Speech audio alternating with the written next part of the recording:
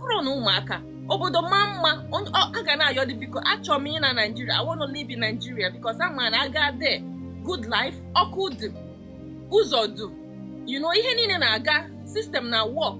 Ị ma hapụ ndị nọgodo ebe system na work, ebe adịghị ewe ọkụ, ebe gọọmenti ịga arụ ya gị kpọọ ambulance abịa buru gị, you know, ihe niile na-aga. Ọ bụ na ị nwere ọrụ ifaili afọ unemployment a na-akwụ gị ụgwọ, ị nwere disability a na-akwụ gị ụgwọ.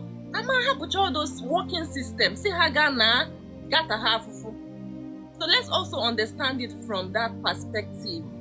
Ama ka ọ dị, even if you bring them, watch ya kịta, ndị amụ na Nigeria nwee dual citizenship, zụcha ha na Nigeria, maybe na ịchọ ịmụ nwa, ị gaa America ga mụọ dị nwa, onwete paspọtụ nata, nwa ahụ na-etorete na-efu na o nwee ka o ji wee bụrụ onye America.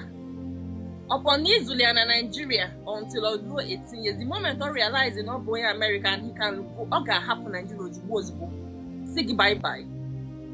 Not because he doesn't love the country. Ọ ga-choose ka ọ gaa ebe ahụ o nwere friends and family ga, but because a system is working.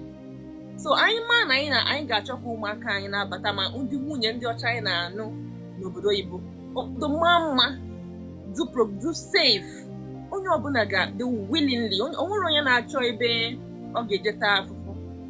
People want to go where the grass is greener, you know. So ọ bụchara fault ndị ọcha, like my sister Dami Kukwele, na even ndị Nigeria, many of them na-ekwechili si na ụmụ ha ga-abata, how much more ndị ọcha, you know.